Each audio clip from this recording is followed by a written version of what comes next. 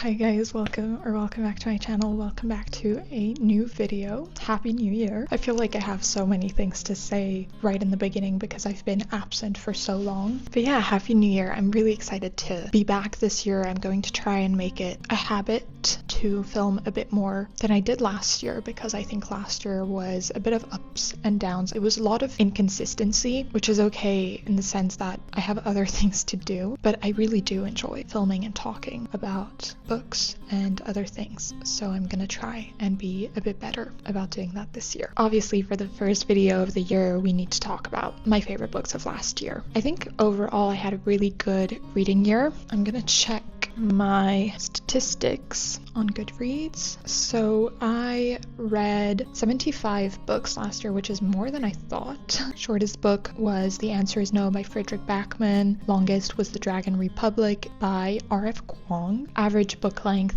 332 pages. Most shelved book was Twilight. Least shelved book was Le Coup de Soleil. Highest rated on Goodreads, Résister. And then my first book of the year was Before the Coffee Gets Cold. And the last book of the year was The Safe Keep. Now that we've got through all of that, I'm really surprised that I read 75 books last year. It's honestly higher than I thought I would be able to read. So this year my goal is to read between 52 and 72 books. That's about 5 to 6 books a month, and I think that's easily doable for me, but still being a bit of a challenge. So anyway, let's get to my favorite books. Bear in mind that these are not in order apart from the last 3. I'm gonna do my top 3, but for the others I don't really have a specific order, so I'm just gonna talk about them as I pick them up. First on here is Bonjour Tristesse by Françoise Sagan. This is a very popular book in which we follow a teenage girl who is on vacation with her father in the south of France, and she's dealing with his new mistress. What I really liked about it was the writing, which I thought was very, very good, especially considering the fact that it was written when she was 17. But I also thought that the way that it describes the teenage girl experience was very relatable, and I don't think it could have been written if it weren't a teenage girl writing it.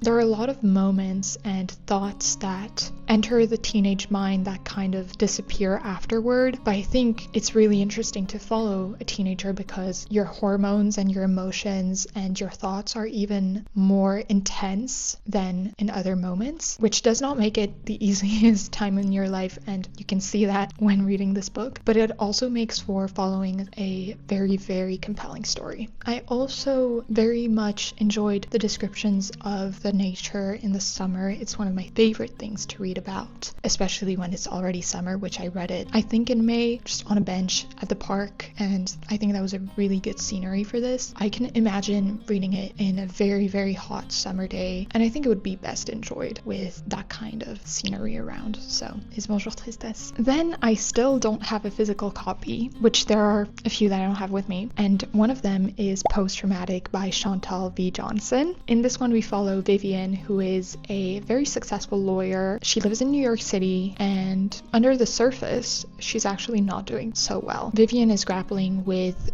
the aftermaths of childhood trauma and how that bleeds into her way of life and her way of conducting herself, but she's also just dealing with being a Black Latinx woman in modern society. Talking about what the book is about, it kind of gives you an idea of it being very profound and almost sad, but it's quite different. I think it talks about trauma, but not in the way that it necessarily ruins your life all the way. It looks at it from a more honestly funny side, and you're just following a character who doesn't do the greatest things, and you also learn about her trauma and what she went through, but it's not to excuse what she does, which I thought was really good. And overall it was one of the funniest books I read. I think it was just my type of humor, which is honestly kind of dark humor, but I thought it was just really funny, and I was having so much fun following Vivian and honestly rooting for her to do the things that were wrong because it made the plot even funnier and better. It kind of reminded me in a way of My Year of Rest and Relaxation, where the main character is not the best person, but you still have a lot of fun following her story and kind of want her to do the crazy things that she wants to do. So if you enjoyed that, I would highly recommend giving Post-Traumatic a try.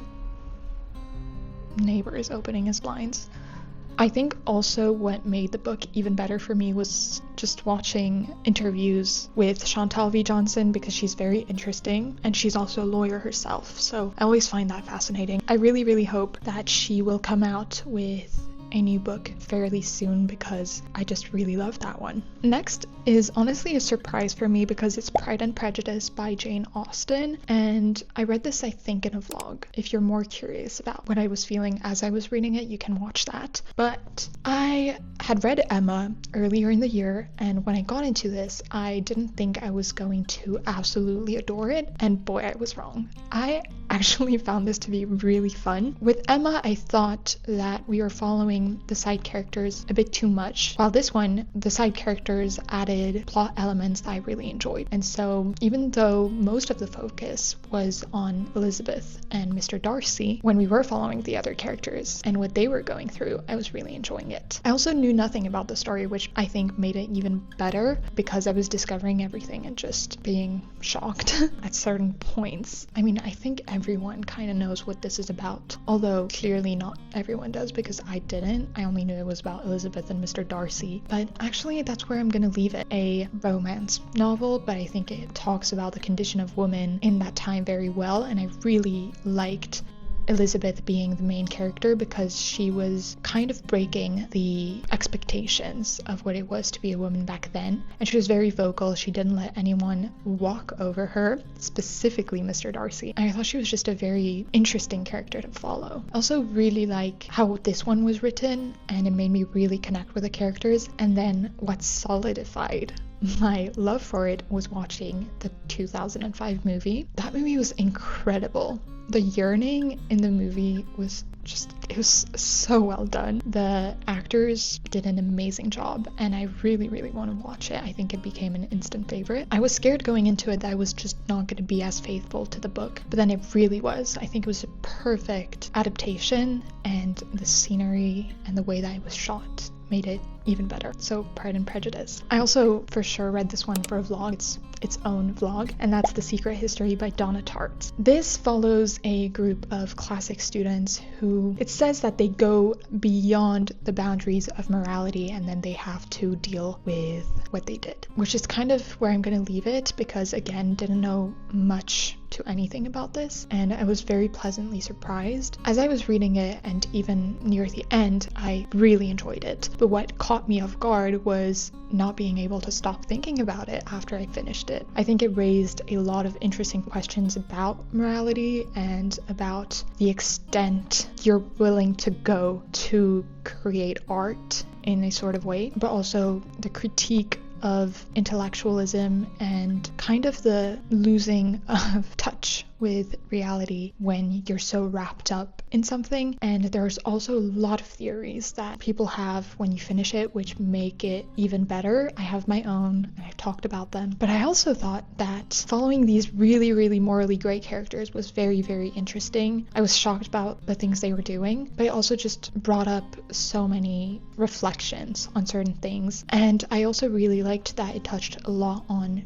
Greek mythology and the parallels between Greek mythology and this story, because I am not the biggest Greek mythology fan, but I do have an interest in it. I just never kind of go deeper than the basic interest, but I thought it was just so interesting, and the characters are so, just interesting to follow, and even more interesting to follow when you're seeing them under the point of view of one of the people in this group. Very good. Would definitely reread it. And also the audiobook narrated by Donna Tartt is incredible. The next book is nonfiction, and I also don't have it with me, but that is in spite of me because it's very hard to access. But the book is called Torn by Nicole Madigan, and this is a book in which she follows the lives of 4 women at a moment in which they are torn about leaving or staying in their marriages. And so it covers things that would lead lead you to being torn, like addiction, adultery, cheating, gambling, things like that. And I thought it was a very interesting premise. First of all, to begin with, it does not cover physical violence or intimate partner violence, so the answer is less clear. And I really liked how she got to explaining the woman's stories and then how the stories were written, because it felt almost like reading fiction. But in the preface, she talks about her own experience and the way that when you're outside of a situation like this, you imagine there to be a clear answer and you imagine there to be a no and a yes and stay or leave. But when you're in it, it can take a really, really long time. And I thought that was really interesting because it bled into discussions that I was having with my family. Not that anyone is splitting up in my family like this, but we had a lot of discussions about this thing, and bringing in the knowledge that I had from these actual lived experiences, I thought it was so interesting. I just thought it was a very, very compelling book. I don't think it's a subject we tend to talk a lot about. You tend to talk about divorce in a way where you talk about it as it's going on, kind of, but you talk about it as they're divorcing and they're not. But you don't talk about all of the intricacies that go when the person is torn. And there are so many more factors that play into making that decision, and ruminating over it takes a while. So I thought it was such an interesting book. I got the recommendation from Sagi Book Club, and I'm really, really glad I picked it up, and I highly recommend trying to read it. I read it on my Kindle. In case you're searching for it, maybe find an e-copy. I tried to look in my library, but it wasn't available. So that's Torn. Next is another classic, and that is Jane Eyre by Charlotte Bronte. Very thick book. Jane Eyre follows the life of Jane Eyre, who is an orphan as we meet her, and she gets put into a school and then ends up being a governess for this man, and she realized that there are strange things going on in his mansion. I think I've rarely, if ever, followed a character's whole life almost, and so intimately, but Jane was a character that I could really empathize with, and her story was very moving to me, and I grew very much connected to her. I was kind of aware of what was going on, and I wish I wasn't, but it didn't make me dislike the book. I think if I hadn't known what was going to happen, I would have just enjoyed it more, but with it being a classic, it's really hard to avoid spoilers. I also found the writing to be so much more accessible than I thought, even more accessible to me than Jane Austen. It was just straightforward, and I also really liked the descriptions of nature and the personification of nature within the book. I think it really painted the surroundings and made it a bit more dark and gloomy, which coincided with me reading it during the autumn season. I mean, I completely get why it's a classic, and I also completely get people who don't end up loving it, but I was just so pleasantly surprised by this one, and when I was reading it, I couldn't put it down. It's definitely one that I will probably get back into at some point in my life, and I'm really happy that I finally read it. It's been on my list for so long, so having checked that off was really nice as well. And dare I say, it almost decreased my intimidation with longer books, because I think there's so much value in short books and there's so much value in longer books as well.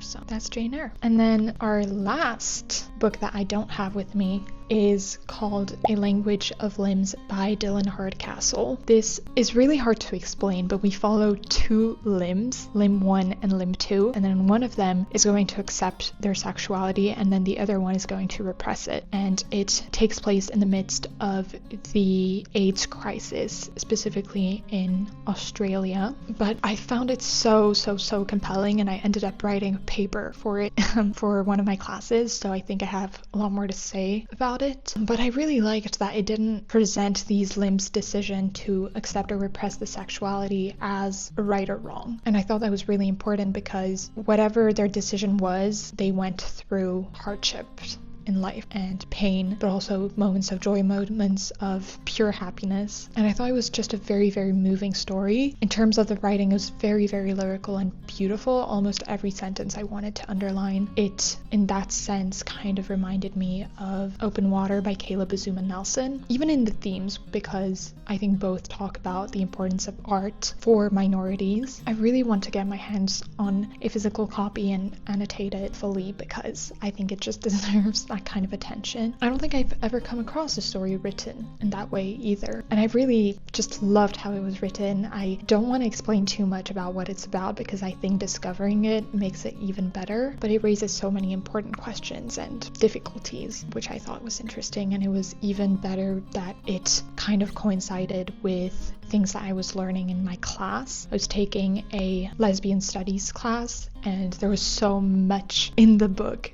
that was reminiscent of what I was learning in class. And so I think that just made the whole experience even better. I think that's the 7, which means that we might be in my top 3. Yeah, okay, top 3, here we go. On 3rd place is going to be Madonna in a Fur Coat by Sabahattin Ali. I also read this in a reading vlog, and I didn't expect this book to touch me so much, but it did. Essentially, we follow the life of a man who is a bit lonely in life. He finds a job, and he kind of becomes fascinated with one of his co-workers, and then he happens to stumble across that co-worker's journal, and so we go and follow that man's story as he was living in Berlin in the 1920s and being fascinated with a painting and a woman. It raises so many interesting discussions on love and on what it is to love, what it is to be in awe of someone, but also just what it means to know someone. And I thought it was just so touching, the loneliness that bled into these characters connecting, but also the sadness